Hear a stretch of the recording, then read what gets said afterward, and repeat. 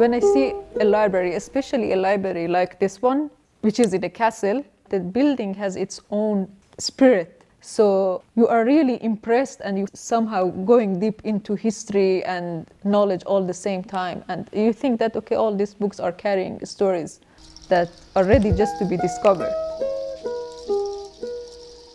Initially, I didn't know that my research would involve this much traveling. I had chosen a library to work on, and it was in Mashhad, Iran. So I thought, okay, this is a kind of research. I just go in the library, sit down, and I see manuscripts, and I take notes. And okay, I come up with a thesis.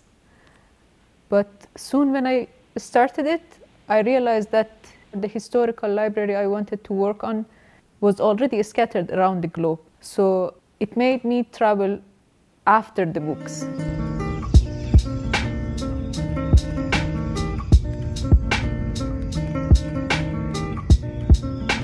I have found manuscript of this library at Princeton Library, in Jerusalem, in Iraq, in India, and also Ireland. My own life has become like the life journey of these manuscripts that I'm following. So they have moved from place to place, from culture to culture, and following them, I am experiencing a similar thing.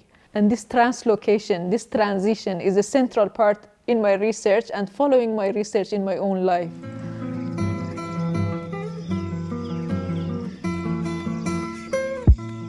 This is the note that the author left on the book. In this way, we know who the owner of this specific manuscript was. Different people left their trace on a manuscript, sometimes with a signature, sometimes with a stamp, sometimes with a piece of poetry that they wrote down.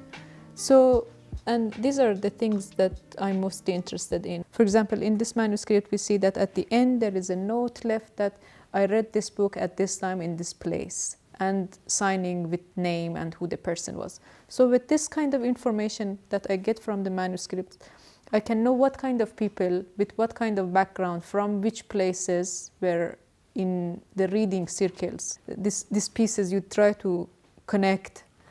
And this is the way you give a story. And different historians sometimes give different stories because they connect these pieces of puzzle differently.